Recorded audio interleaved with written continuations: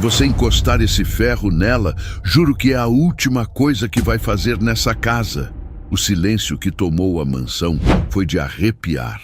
Ninguém imaginava que o homem mais poderoso da cidade estava prestes a perder o controle, nem que aquele momento revelaria um segredo enterrado há anos. A mansão Antunes tinha um silêncio caro, desses que estalam quando alguém respira mais alto. Depois do incêndio que levou Larissa, a casa virou um museu de lembranças e culpa. Guilherme Antunes, o milionário, aprendeu a viver com paredes que devolviam ecos e segredos. A pequena Luna, 6 anos, quase não falava desde a tragédia que queimou o passado da família. Verena Duarte, a noiva elegante e venenosa, ocupava os corredores como se fossem passarelas. Tudo era controle, etiqueta, sorriso de vitrine e olhar de navalha por trás do perfume caro. Naquela manhã, chegou Isadora, a nova faxineira, uniforme azul simples e olhos de quem já viu tempestades. Ela entrou devagar, medindo passos, cuidando para não quebrar o silêncio que valia mais que ouro. Ninguém esperava nada dela, e foi por isso que o impossível encontrou espaço para acontecer.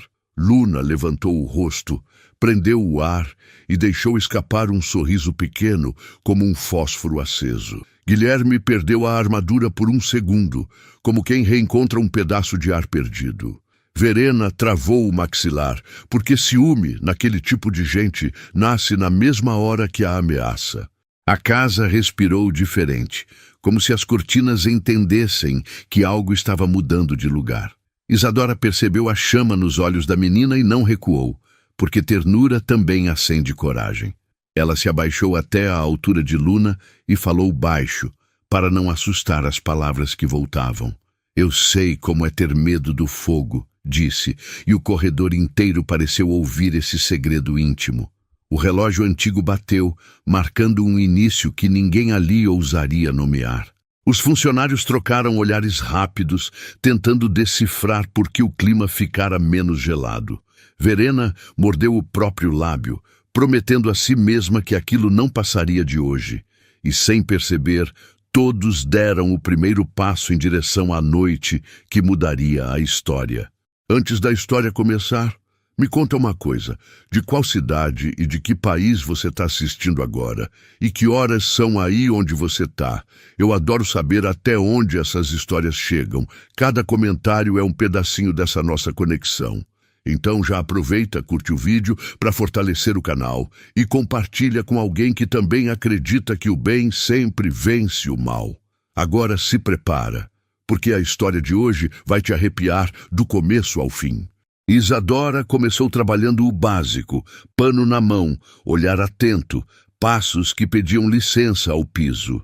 Enquanto varria, deixava pequenos desenhos na mesa de Luna, mapas de coragem com estrelas e setas. A menina seguia as setas com o dedo e o riso voltava como quem aprende a andar outra vez. Guilherme observava de longe, com medo de acreditar que a vida podia recomeçar sem pedir perdão. Verena anotava defeitos inventados, somando poeiras invisíveis para transformá-las em montanhas. Essa moça ensaiou esse jeitinho doce, sussurrou, plantando veneno onde havia esperança. Isadora não reagia, porque quem conhece o cheiro de fumaça aprende a economizar fôlego. No lanche, ela ensinou Luna a soprar uma vela sem tremer, e a chama não virou fantasma. O pai chorou silencioso, grato, e prometeu a si mesmo não estragar aquilo com pressa. Verena sentiu o chão ceder, e quando gente assim afunda, tenta puxar todo mundo junto. À noite, corredores ficaram mais longos, e os espelhos pareciam refletir intenções escondidas. A mansão tinha segredos antigos, e alguns dormiam atrás de livros que ninguém tocava. Isadora caminhou por ali como quem reconhece um mapa que um dia aprendeu às pressas. Ela passou a mão numa moldura chamuscada e respirou como quem cumprimenta um fantasma antigo. Luna encostou a testa na sua, e 2 sobreviventes combinaram silêncio sem combinar palavras. Guilherme percebeu que o ar pesava menos, e se surpreendeu esperando o amanhã com menos medo. Verena decidiu que o amanhã teria um escândalo, porque o hoje tinha luz demais para ela. A joia favorita sumiria, e o armário da limpeza seria o palco escolhido para a farsa. A justiça seria encenada no café da manhã, com lágrimas calculadas e voz de santa ofendida. E ninguém notou que uma criança já tinha aprendido a gravar a verdade que os adultos negam. O dia seguinte amanheceu com cheiro de espetáculo e Verena entrou na cozinha segurando o colar. Alguém me explica por que isso estava no armário da faxineira? Perguntou, medindo cada sílaba. Olhares giraram como lâminas e cochichos cortaram a pele de Isadora antes de qualquer prova. Ela manteve a voz baixa, como quem não entrega o pulmão ao pânico na primeira pancada. Podem abrir minha mala agora na frente de todos, disse, oferecendo o próprio nome como escudo. Verena sorriu de canto, porque vilã boa sabe parecer generosa quando quer ser cruel. Guilherme sentiu a velha dúvida. Esse bicho que morde sempre que a dor pede companhia. Vamos com calma, pediu, tentando segurar a casa pelo punho antes que ela caísse da mesa. Luna observava da porta, com o tablet escondido no casaco, coragem do tamanho das mãos pequenas. Os funcionários respiravam rápido, prontos para escolher um lado como quem escolhe abrigo. Isadora contou até 3 por dentro, porque quem viu o teto desabar aprende a medir segundos. Eu não peguei nada seu, repetiu, olhando para Verena sem baixar os olhos uma única vez. O silêncio durou pouco, porque a injustiça sempre tem pressa quando precisa parecer verdade. Verena encenou um soluço e uma lágrima pulou como atriz que sabe entrar no timing. Pelo bem de Luna, tirem essa mulher da casa, pediu, oferecendo proteção como ameaça. Guilherme pediu 24 horas, e essa trégua virou dinamite no bolso da noiva. Isadora recolheu o carrinho, mas guardou no bolso uma decisão que queimava sem fazer fumaça. Luna apertou o tablet contra o peito, prometendo ao desenho de estrela que não ia fugir. A casa ficou menor, e os corredores ganharam cantos que sussurravam versões diferentes do mesmo fato, e o relógio, outra vez, marcou que a noite vinha trazendo garras escondidas. Quando a tarde caiu, Verena mandou todos saírem da sala com um sorriso que pedia obediência. Ficaram ela, Isadora e o silêncio que gosta de assistir tragédias de camarote. A noiva ligou o ferro e aproximou o vapor do rosto da outra, como quem mostra a trincheira. Você desarrumou a minha casa e roubou o meu lugar, disse, e o chiado soou como serpente. Isadora ergueu as mãos, mas não recuou, porque recuar às vezes chama mais o predador. A menina está aqui, avisou, tentando salvar a infância que a inveja queria marcar na pele. O ferro encostou na manga e o cheiro de queimado atravessou os ossos como lembrança indecente. Luna gritou e o grito de criança sempre encontra as frestas onde adultos trancam a consciência. A porta estourou e Guilherme entrou num salto, segurando o pulso de Verena antes da tragédia. Se encostar esse ferro nela outra vez, será a última coisa que você faz nesta casa, rugiu. O silêncio voltou, mas não como antes. Porque agora ele carregava testemunhas e culpa fresca. Verena chorou como atriz principal, jurando que se defendia da maldade da empregada. Isadora respirou e ficou quieta, sabendo que às vezes a verdade precisa de palco e tempo. Guilherme olhou para Luna e a menina apontou o tablet como quem mostra uma chave sem medo. O coração da casa mudou de ritmo e cada parede parecia inclinar-se para ouvir o próximo passo. Isadora fechou os olhos por um instante, como quem pede licença a um passado que insiste. Eu preciso contar uma coisa, disse, e a sala inteira sentiu a temperatura cair 2 graus. Verena tentou interromper, mas a palavra já tinha atravessado o corredor como faca de luz. Isso começou muito antes de eu entrar aqui, continuou, e o relógio prendeu o próprio fôlego. Porque o que estava prestes a ser revelado não era o que todo mundo pensava. O silêncio que se espalhou pela mansão parecia vivo, como se as paredes respirassem medo. Verena tremia, mas seus olhos ainda tinham o brilho do veneno. Ela me atacou, gritou teatral. Guilherme não respondeu. Apenas olhou para o braço marcado de Isadora, com o tecido queimado. Luna chorava, escondida atrás do sofá, repetindo baixinho: "Não machuca, papai, não machuca." Isadora se abaixou, ignorando a dor, e estendeu a mão à menina como quem oferece abrigo. "Tá tudo bem, meu amor, ninguém vai te machucar", sussurrou, tentando conter a própria voz trêmula. Verena se virou, ofendida. "Viu? Até agora tenta posar de santa." O ferro ainda soltava vapor e o cheiro de queimado enchia a sala de lembranças antigas. Guilherme respirou fundo, tentando costurar razão em meio à raiva, mas o fio se partiu. "Verena, por que o ferro estava ligado? Por que ela está machucada?" perguntou, sem máscara. "Ela avançou em mim, eu só me defendi." Mentiu, encenando soluços com precisão cirúrgica. Mas antes que ela terminasse, uma voz fraca ecoou, tímida, mas devastadora. "Mentira." Todos se voltaram. Era Luna, com o tablet na mão.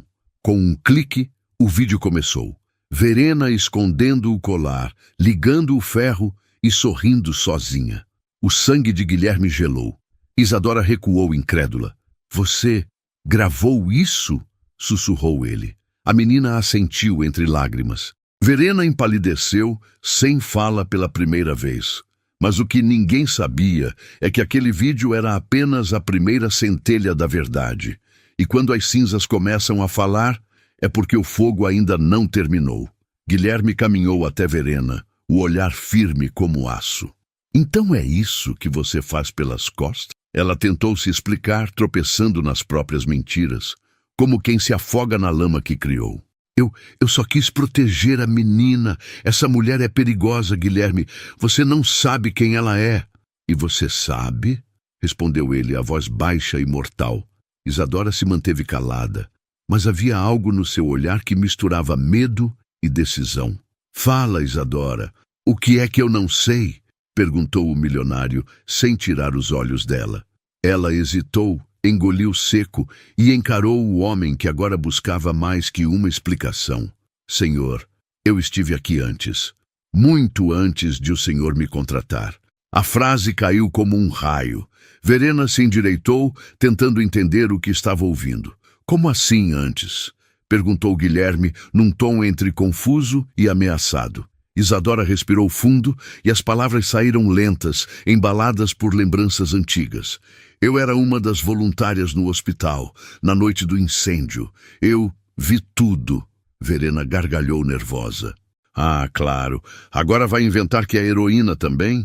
Mas Luna segurou a mão da faxineira e com a voz doce completou: "Ela me salvou do fogo." O homem estremeceu. O mundo girou. "Meu Deus, você era a mulher que tirou minha filha das chamas?" balbuciou Guilherme. Isadora baixou os olhos, e quando ergueu o rosto, havia algo que queimava ali, um segredo que ainda faltava dizer. Porque o incêndio que todos lembravam não tinha sido um acidente. "Senhor", começou Isadora, "naquela noite eu era responsável pela ala pediátrica do plantão." Ela falava devagar, com a respiração entrecortada, enquanto lembranças vinham com cheiro de fumaça. "Eu ouvi os gritos, subi correndo e encontrei sua esposa presa no quarto, tentando salvar Luna." Verena desviou o olhar inquieta. Guilherme parecia preso entre passado e presente. "Eu tirei a menina dos braços dela e desci as escadas em meio às chamas", continuou Isadora. "Mas antes de desmaiar, ouvi sua esposa dizer: 'Se eu não sair, alguém vai cuidar da minha filha. O nome dela é Isadora.'" Guilherme levou a mão à boca, tentando conter o choro que ameaçava quebrar a compostura. "Por quê? Nunca me contou isso", murmurou ele, num sussurro que parecia pedido de perdão. "Porque ninguém acreditaria numa faxineira. Eu só queria ver a menina bem." Verena, agora sem máscara, gritou: "Mentira! Tá inventando tudo para roubar o que é meu." Mas Luna a encarou e disse: "Eu lembro da voz dela no fogo, papai. Era ela." O relógio da sala marcou 3 batidas lentas, como se o tempo parasse para ouvir. Guilherme virou-se para Verena com um olhar de guerra. "Você sabia disso?" Ela gaguejou perdida. Isadora limpou as lágrimas e acrescentou: "E não foi um curto-circuito. O fogo foi provocado." E então, o que era drama virou investigação, e a mansão inteira virou tribunal. O delegado chegou ao cair da noite, chamado por Guilherme às pressas. Verena tentou se recompor, ainda com o ferro nas mãos, tremendo entre fúria e desespero. "Tem um mal-entendido aqui", começou, mas ninguém acreditava mais nas suas falas ensaiadas. Isadora entregou um envelope que guardava no fundo da mala, envelhecido e manchado de fuligem. Dentro estavam recortes do laudo do incêndio e uma fotografia que fez Guilherme empalidecer.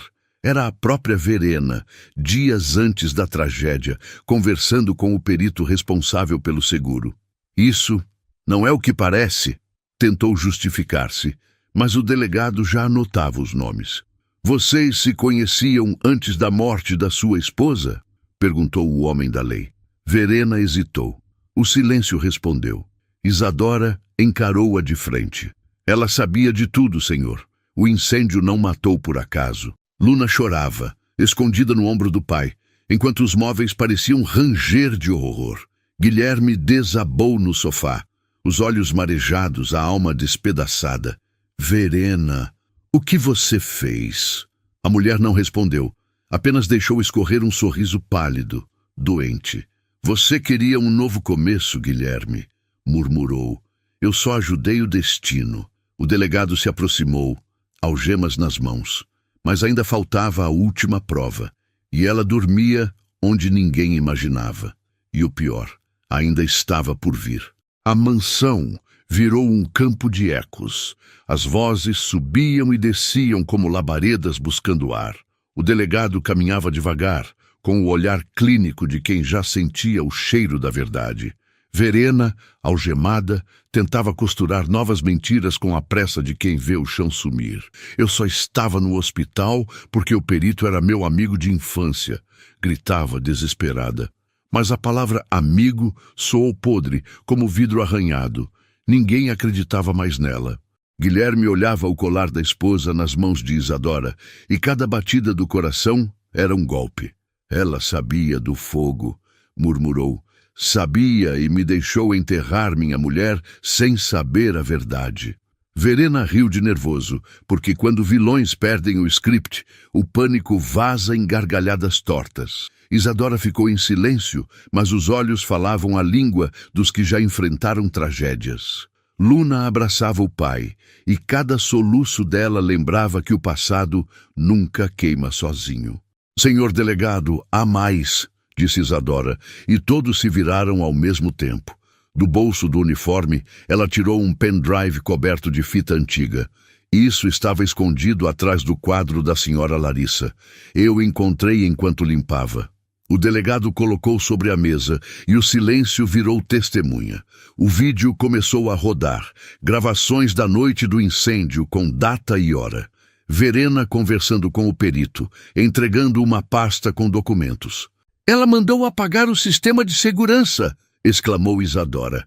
Guilherme fechou os olhos, os punhos cerrados, o peito arfando como fornalha. E naquele instante, o homem mais frio da cidade começou a arder por dentro. Mas o fogo que nascia agora era de justiça. Verena tentou se levantar, gritando que o vídeo era falso, que tudo fora manipulado. O delegado manteve a voz calma, mas seus olhos diziam que a prisão já estava decidida. "Senhora Duarte, tudo o que disser será usado contra a senhora", anunciou abrindo as algemas. Mas Verena, num ato de desespero, pegou um candelabro e arremessou na direção de Isadora. O impacto fez o vidro se estilhaçar e o fogo da vela rolou pelo tapete, reacendendo o medo. Luna gritou, lembranças de chamas dançando diante dos olhos. Isadora a abraçou, abafando o fogo com o próprio corpo, revivendo o inferno de anos atrás. Guilherme correu, pisoteando as chamas, salvando o retrato da esposa das faíscas. O delegado e 2 oficiais imobilizaram Verena, que ainda urrava como fera acuada. "Você destruiu tudo! Eu devia ter deixado o fogo te levar também!" gritou, fora de si. Mas o que ela não sabia era que naquele momento a própria ruína já estava selada. As câmeras do salão registraram toda a cena, enviando o vídeo para a nuvem de segurança. Isadora se levantou com o rosto sujo de fuligem, mas com a dignidade intacta. Guilherme a olhou com lágrimas que carregavam gratidão e vergonha ao mesmo tempo. "Você se feriu por nós", sussurrou, tocando o braço dela. "Eu prometi à sua esposa que protegeria o que restou dela", respondeu firme. O delegado assentiu, recolhendo as provas. O fogo foi apagado, mas a ferida antiga ainda queimava invisível. E o que Isadora ainda não contara era o motivo real de estar naquela casa. Um motivo que ninguém poderia imaginar e que mudaria tudo outra vez. Na manhã seguinte, com Verena já sob custódia, a mansão parecia vazia demais para ser real. Guilherme andava pelos corredores como quem busca o próprio passado nos espelhos. Luna dormia no colo de Isadora, o semblante finalmente calmo, sem pesadelos. Mas o olhar da faxineira estava distante, preso num ponto da parede onde o fogo começara. O milionário se aproximou, voz rouca, quebrada. "Você não contou tudo, não é?" Ela hesitou, respirou fundo e assentiu. "Tem algo que o senhor precisa ver." Do bolso, tirou uma chave antiga, enferrujada, com as iniciais LA gravadas. "Encontrei junto ao pendrive. Era da porta trancada da ala de trás, a mesma do incêndio." Guilherme sentiu o corpo gelar. "Mas essa porta foi destruída", disse ele, confuso. "Não completamente", respondeu ela. "Há um compartimento escondido atrás dela." O coração do homem acelerou. Larissa, sua esposa, deixara algo. Desceram juntos até o porão, o ar denso, o som de madeira rangendo como lembranças. A chave girou e a parede se moveu, revelando uma pequena caixa de ferro. Dentro havia uma carta dobrada, manchada de cinza e tempo. Guilherme abriu e o nome na assinatura o destruiu por dentro. Larissa Antunes. E o conteúdo da carta era a prova de que o incêndio nunca fora o pior segredo daquela casa. "Meu amor", dizia a carta em tinta borrada, "se você está lendo isso, talvez eu não tenha voltado." As palavras corriam trêmulas, como quem escreve com o coração em chamas. "Descobri um esquema dentro da empresa. Estão desviando fundos e usando as apólices para encobrir crimes. Se algo acontecer comigo, procure Isadora. Ela é a única em quem confio. Ela já salvou nossa filha uma vez. E se o destino quiser, fará de novo." As mãos de Guilherme tremiam, lágrimas pingavam sobre o papel manchado. Isadora virou o rosto emocionada, sem saber se sorria ou chorava. "Você já se conheciam?" perguntou ele confuso. "Eu cuidei dela anos atrás, quando ela perdeu um bebê na maternidade", respondeu Isadora. "Foi ali que nos tornamos amigas. Ela me prometeu que, se um dia precisasse, me procuraria." O ar ficou pesado. O passado se encaixava como peças de um quebra-cabeça cruel. Luna acordou, viu os pais chorando e abraçou os dois. "Ela sabia que você voltaria, papai", disse com inocência sagrada. Guilherme segurou o colar e o colocou no pescoço de Isadora.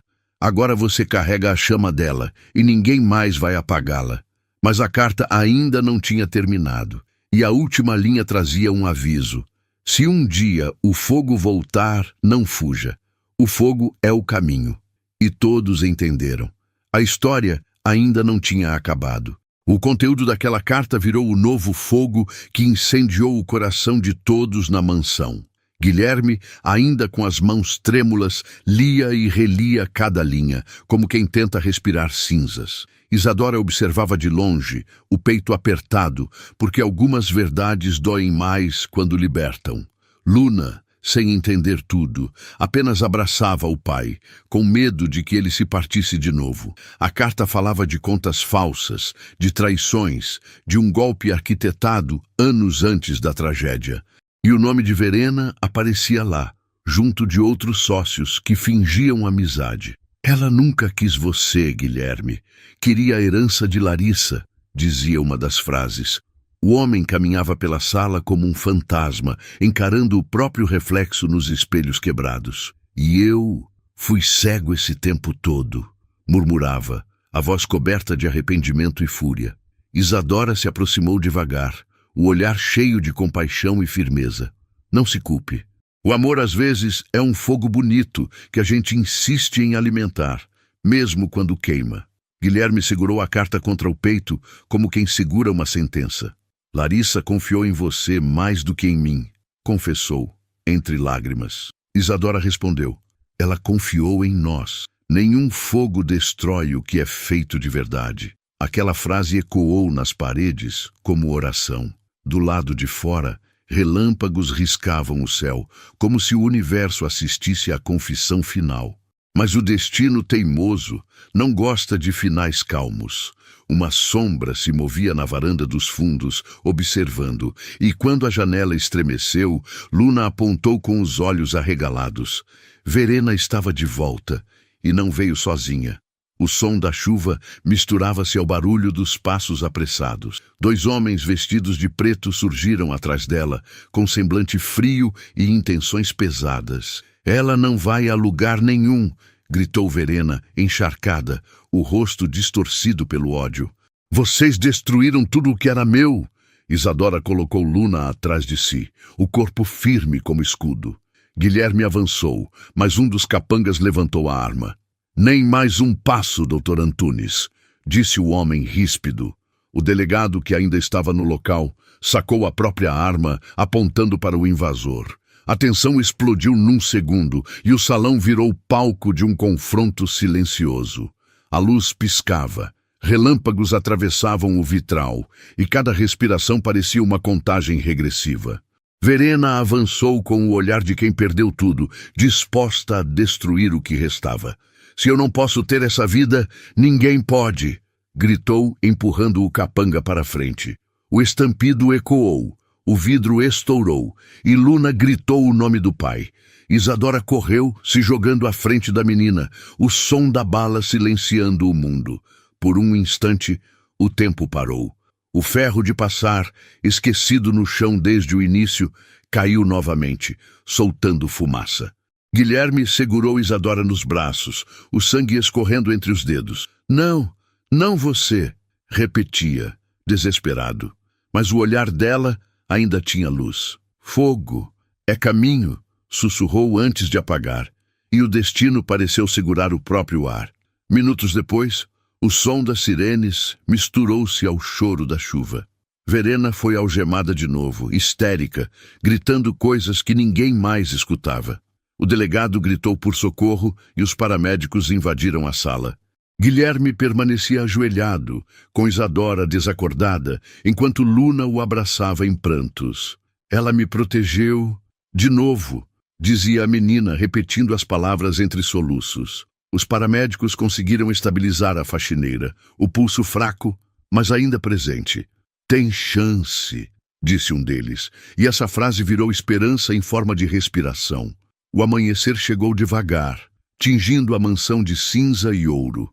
Horas depois, no hospital, Guilherme observava o monitor piscando ao lado da cama dela. As lembranças voltavam em ondas. O primeiro sorriso de Luna, o ferro, o fogo, a carta.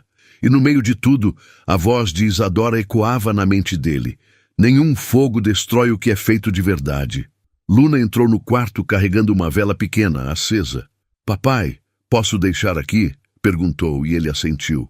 A chama refletiu nos olhos de Isadora e, como num milagre, uma lágrima desceu. Ela reagiu, disse o médico surpreso. Guilherme sorriu entre lágrimas. O fogo que quase destruiu agora curava, mas ainda faltava a última página daquela história, a que falaria de redenção, e essa o destino guardava para o dia seguinte. Na manhã seguinte, a cidade acordou com manchetes que ecoavam o impossível.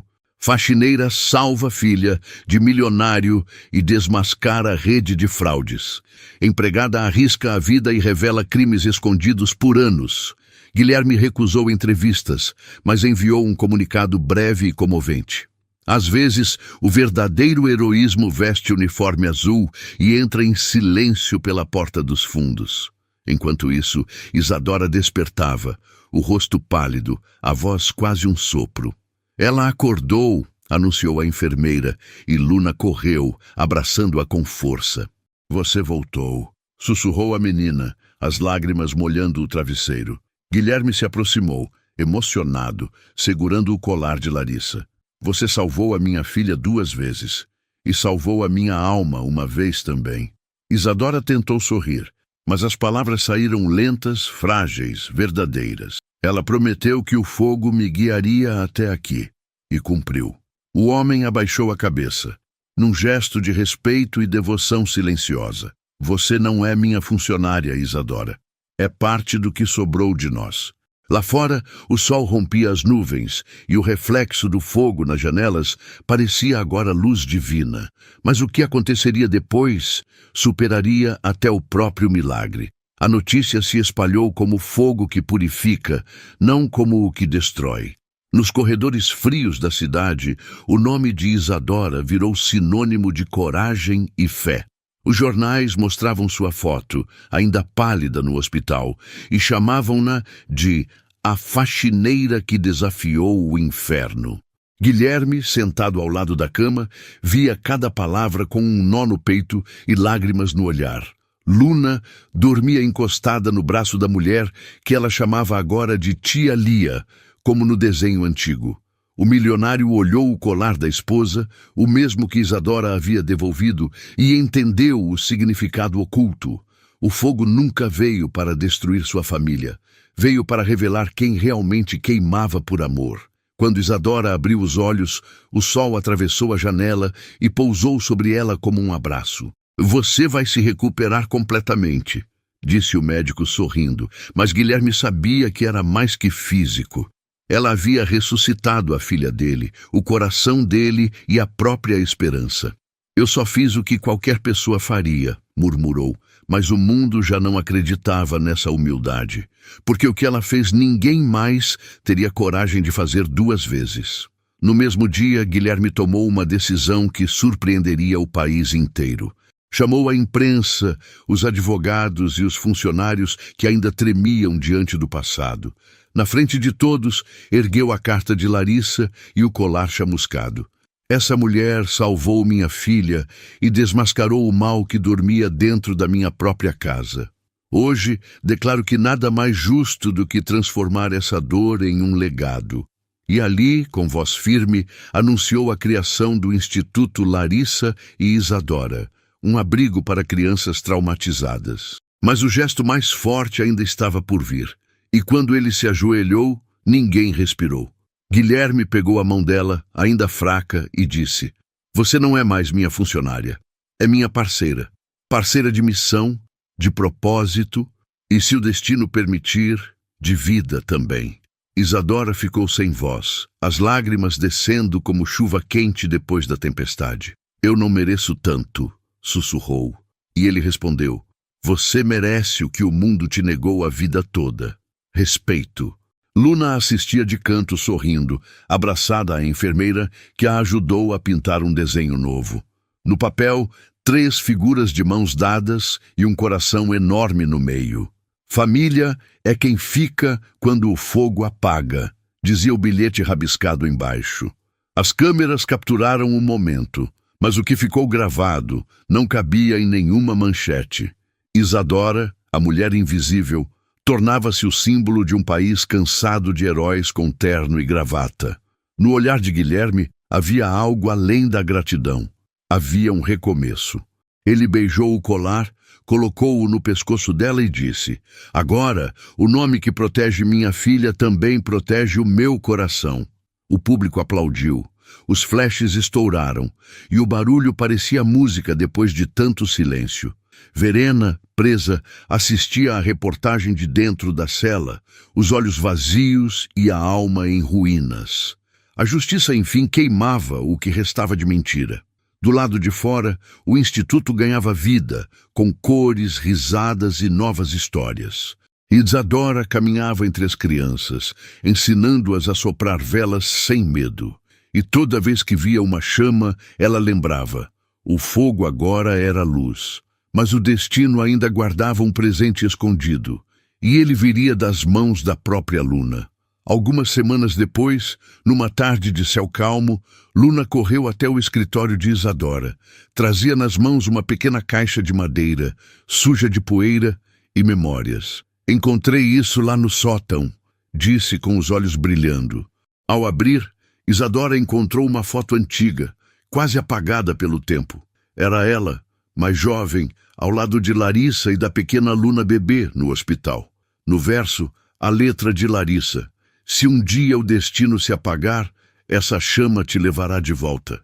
As lágrimas vieram, e Guilherme, que observava da porta, sentiu o coração aquecer. Ela já sabia que você voltaria, disse ele com a voz embargada. Isadora sorriu. O amor sempre volta, Sr. Antunes. Sempre encontra um caminho. Luna se aproximou e colocou a vela do quarto na mesa. Posso apagar, tia Lia? Perguntou, com a doçura de quem aprendeu a não temer o escuro. Pode, meu amor. O fogo cumpriu o que prometeu. Ela soprou devagar e o pavio fumegou, deixando um rastro de paz no ar. Naquele instante, a casa que um dia cheirou a tragédia cheirava a vida nova. O vento passou pelas cortinas e o reflexo da luz formou um coração na parede. Isadora olhou para cima e murmurou: obrigada, Larissa. A chama continua. E o silêncio que veio depois foi o mais bonito de todos. Na noite seguinte, o Instituto Larissa e Isadora abriu oficialmente suas portas. Crianças com medos, traumas e marcas invisíveis entravam ali em busca de cura. Nas paredes, frases da carta de Larissa e fotos de Isadora sorrindo com a equipe. Guilherme discursou emocionado. Hoje não falamos de tragédia, falamos de recomeço. Porque o fogo não escolhe quem destrói, mas a coragem escolhe quem sobrevive. As palmas ecoaram como batimentos cardíacos, aquecendo a alma de quem assistia. Luna, com um microfone pequeno, disse: minha mãe me salvou uma vez, ela me salvou duas. Agora a gente vai salvar o mundo inteiro. O público se levantou e o aplauso durou minutos que pareceram eternos. Isadora chorava, mas não de dor. Chorava porque pela primeira vez se sentia vista. Na saída, repórteres tentaram cercá-la, mas ela só disse uma frase simples: eu não lutei contra o fogo, eu aprendi a andar com ele. Lá fora, o céu acendia cores de pôr do sol, dourando o nome do instituto na fachada. E dentro dela, o coração ardia, não de sofrimento, mas de propósito. O fogo que antes a feriu agora era o mesmo que a fazia brilhar. Porque quando o impossível acontece, o mundo volta a acreditar. E foi assim que uma simples faxineira virou chama eterna de esperança. E você, o que teria feito no lugar da Isadora? Já imaginou passar por tudo isso e ainda ter forças para perdoar? Escreve aqui nos comentários o que você sentiu com essa história. E se essa história te emocionou, deixa o like, compartilha com alguém que precisa acreditar de novo na bondade. E se inscreve para não perder as próximas histórias, porque toda semana a gente prova que o impossível pode virar verdade.